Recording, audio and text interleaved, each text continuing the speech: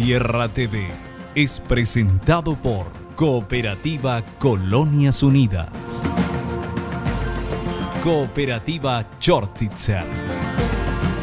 Cooperativas asociadas a FECOPROD.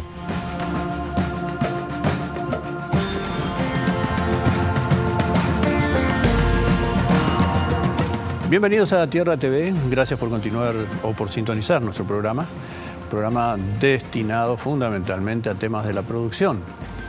Y como parte de la producción, los pronósticos del tiempo tienen mucho que ver. En realidad, lo que se llama meteorología tiene que ver con cualquier actividad humana. Ya no se limita solamente a saber si va a caer una lluvia aquí o va a hacer un frío allá. Prácticamente todo quehacer humano tiene que contemplar el factor meteorológico, o de lo contrario se arriesga a encontrarse con algunas sorpresas bastante desagradables. Y por eso hoy contamos para hablar del tema con el profesor licenciado Benjamín Grassi. Él es director de la carrera de Ciencias Atmosféricas de la Facultad de Politécnica de la Universidad Nacional de Asunción. Benjamín, gracias por venir. No, al contrario, Cristian, gracias por la invitación. No, por favor. Hemos trabajado juntos con Benjamín hace muchos años en Canal 13.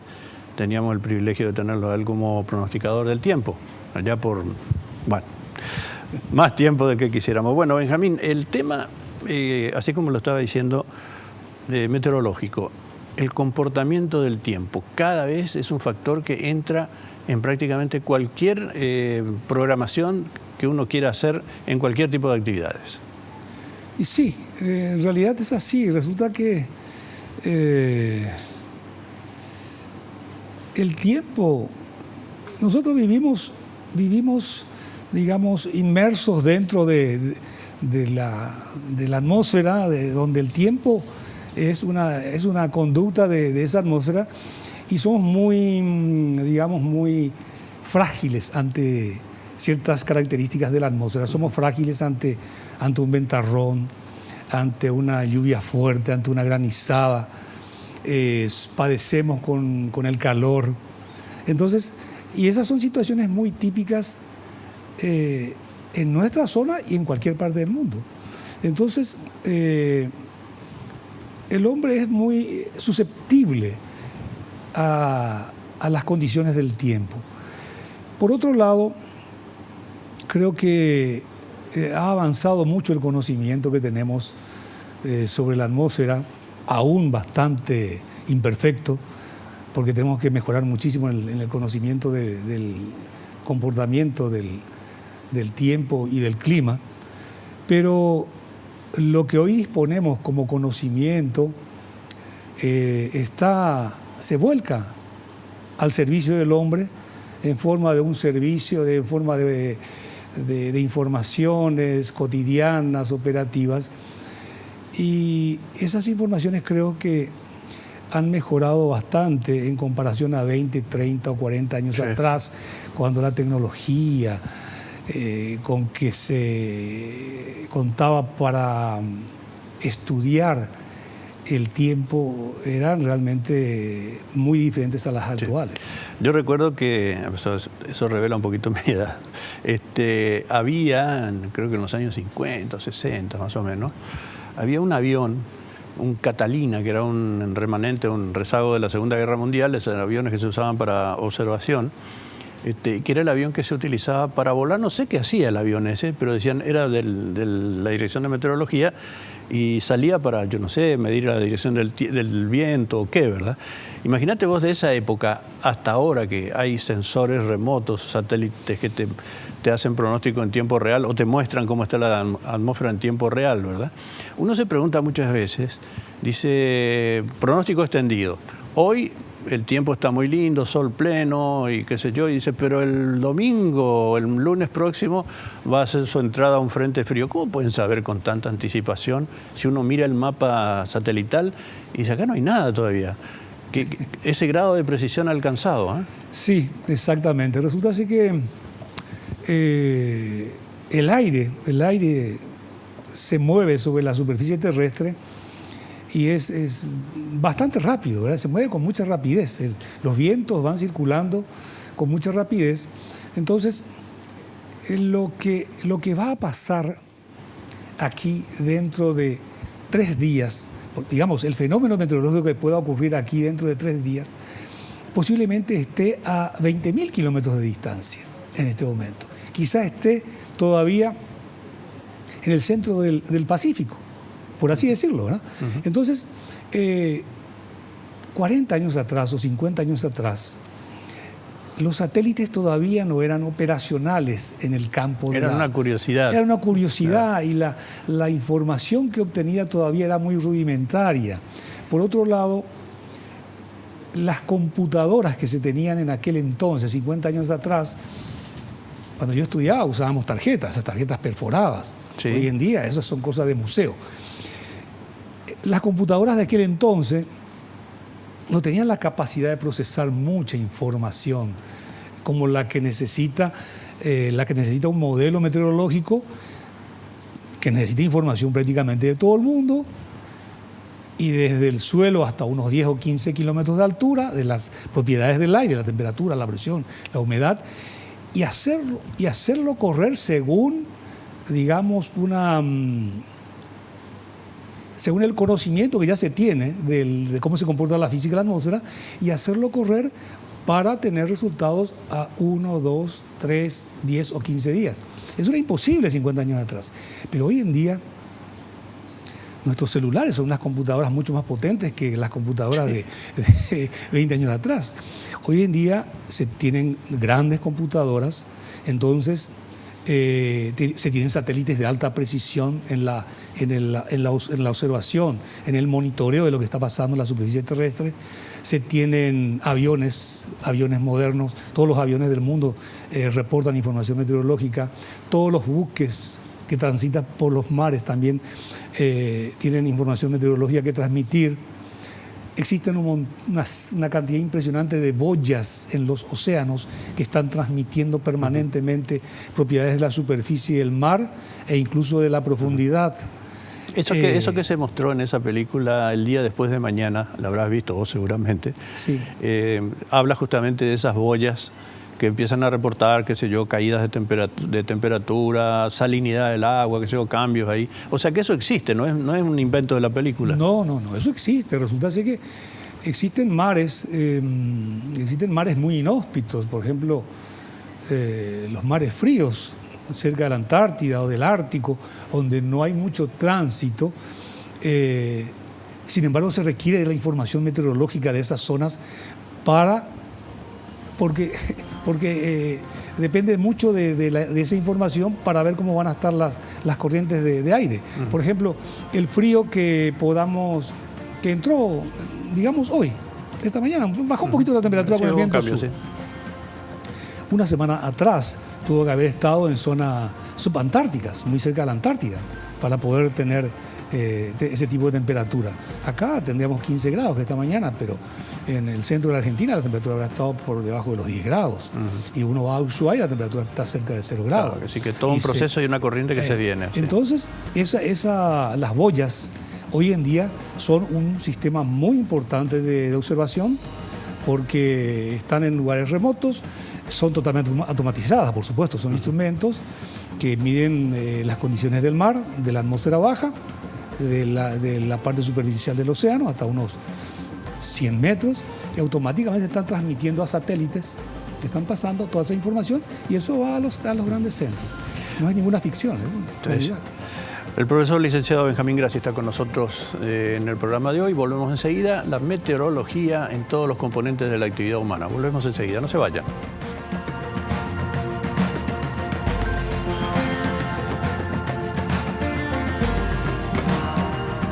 Yerba Mate Colón, 100% fresca y natural.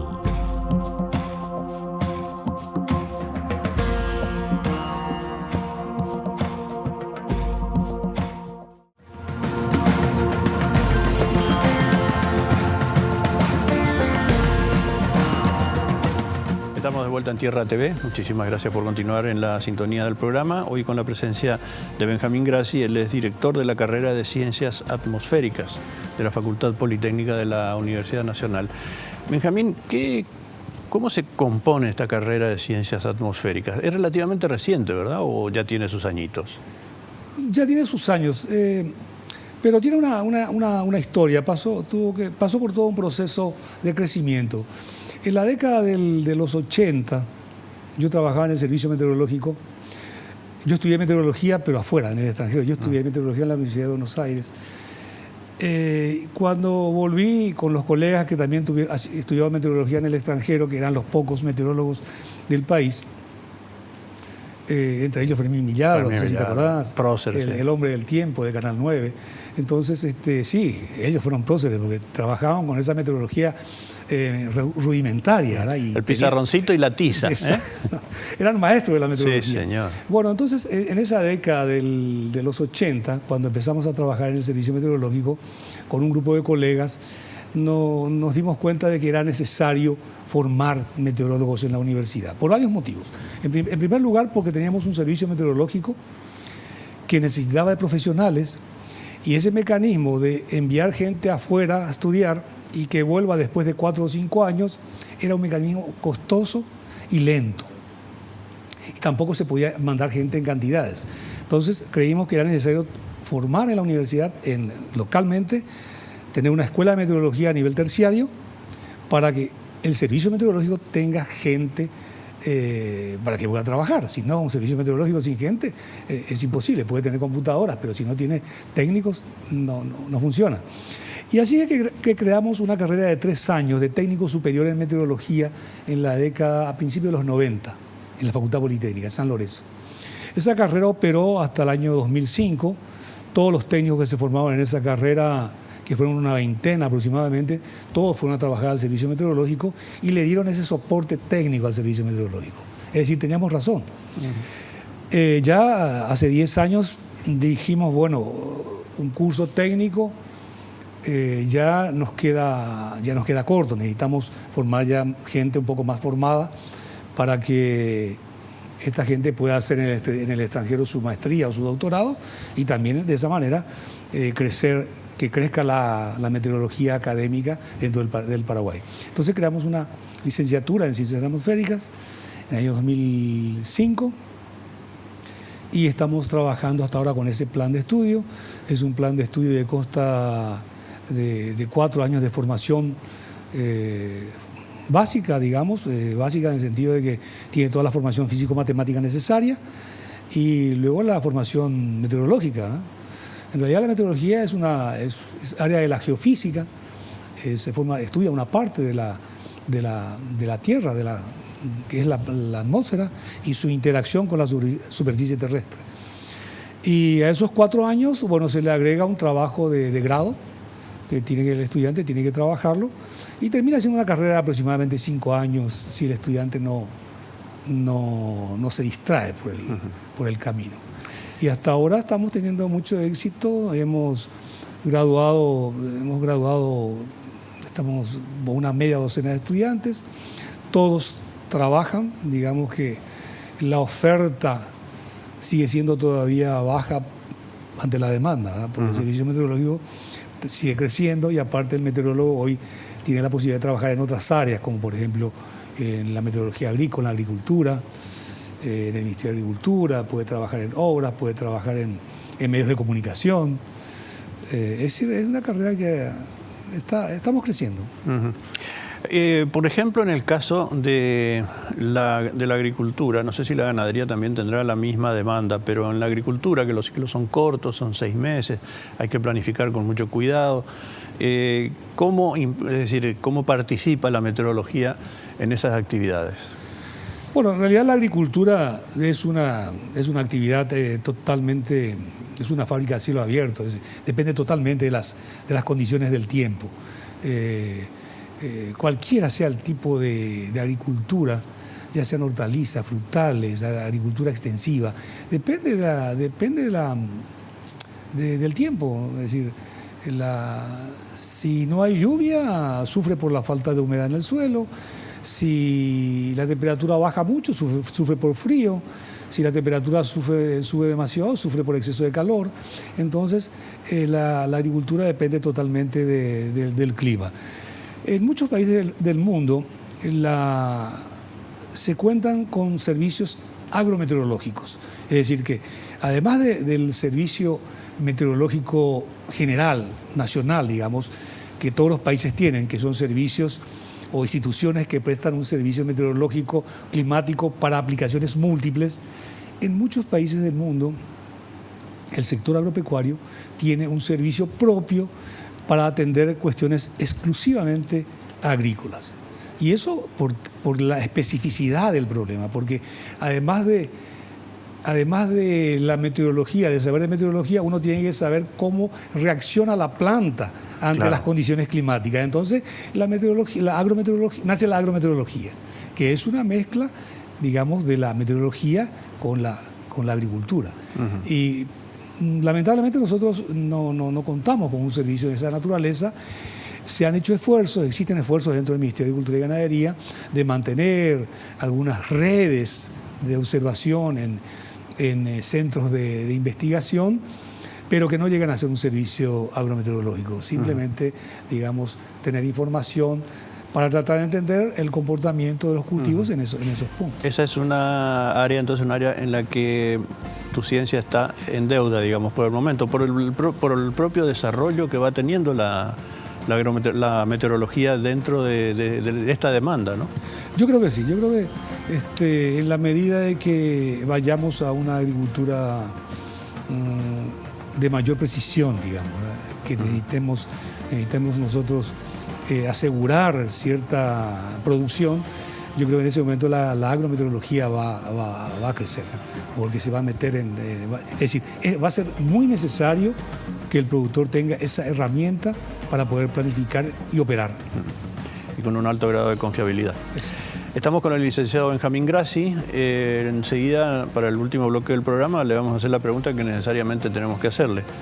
Cambio climático, gases de efecto invernadero, calentamiento global, todo lo que tiene que ver con el comportamiento del clima a escala planetaria. Volvemos enseguida, no se vayan.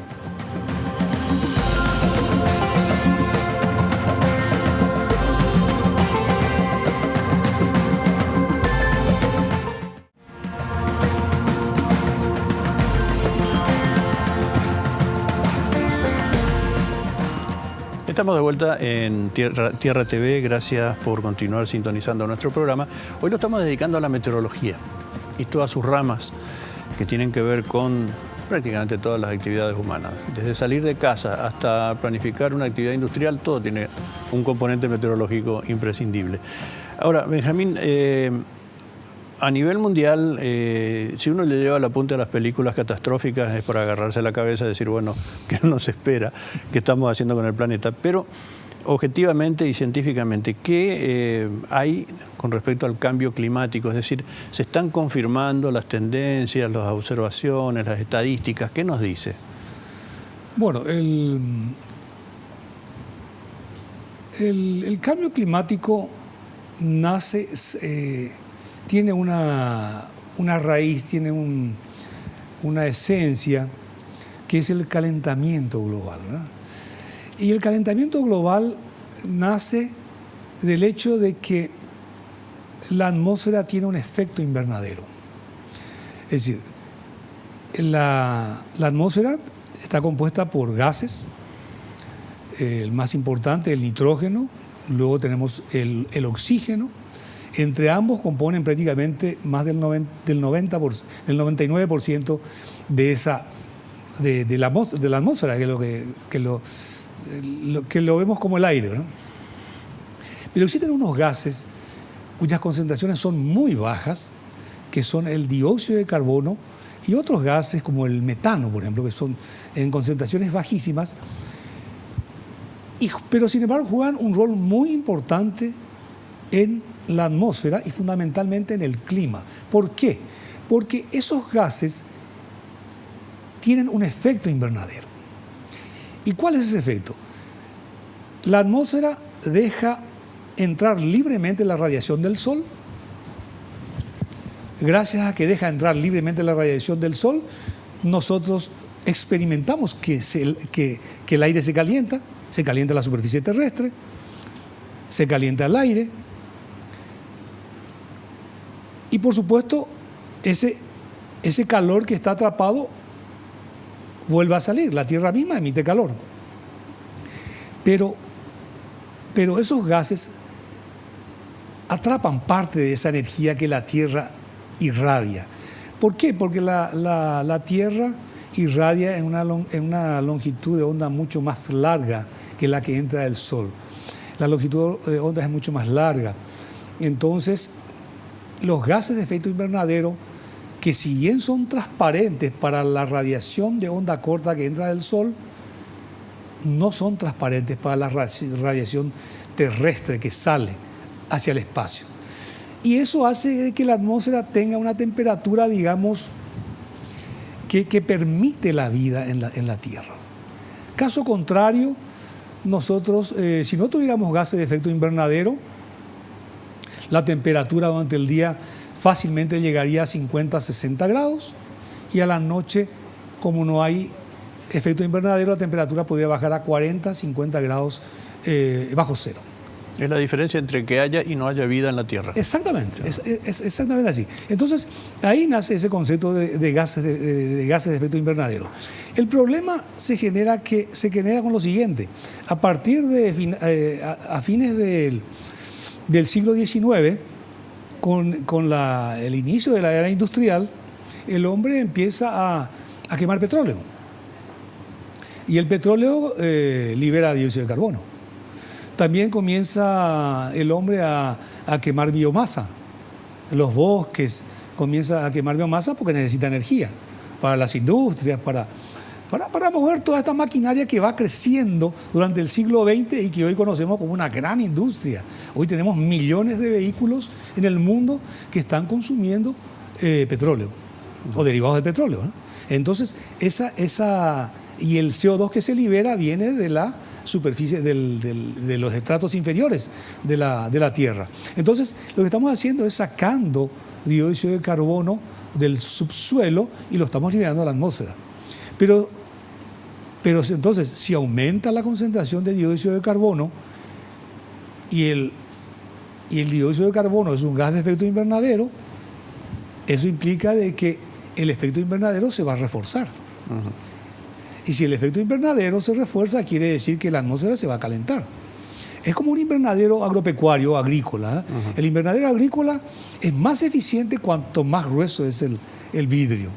Es decir, cuanto más grueso es el vidrio, entra la radiación solar, pero queda atrapada adentro. Es más caliente. Claro. Es lo que está pasando con la atmósfera. Claro. No podemos.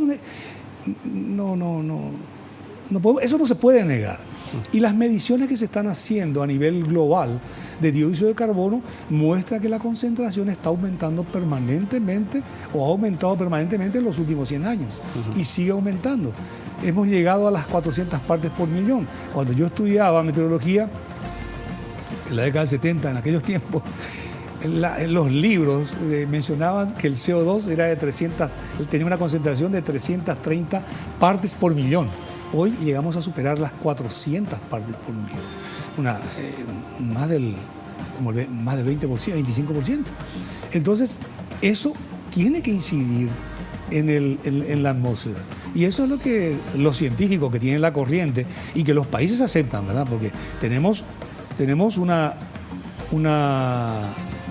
organismo especializado de Naciones Unidas, que es la Convención Marco de Cambio Climático, que acepta este hecho. Y que todos los países suscriben, que aceptan este hecho. Claro. Y que adoptan medidas para ir frenando ese cambio y ese aumento de temperatura. Y por supuesto, una de las cosas que hay que hacer es tomar medidas para que esto no sea tan acelerado. Ya. Benjamín, continuaría hablando ahora contigo, pero se nos terminó el tiempo.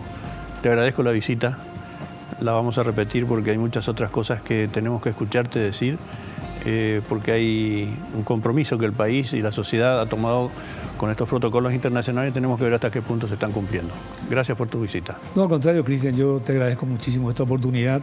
Con mucho gusto volvería a estar acá porque es un tema que me apasiona y sé que a vos también te gusta, así que muchas gracias por la invitación y en la próxima ojalá que podamos hablar más. Así es. Benjamín Grassi con nosotros en el programa. Ponemos punto final a la edición de hoy de Tierra TV. Los invitamos a la próxima edición del programa en este mismo espacio. Hasta entonces.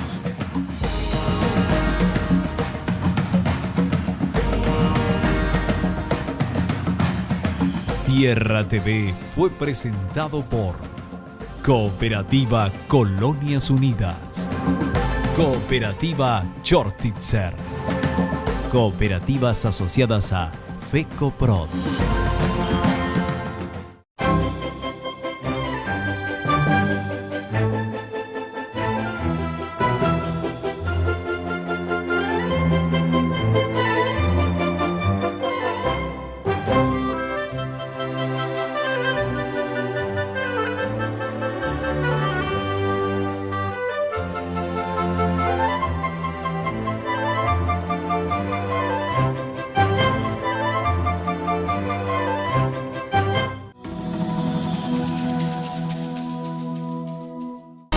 Fue una realización de Alicante.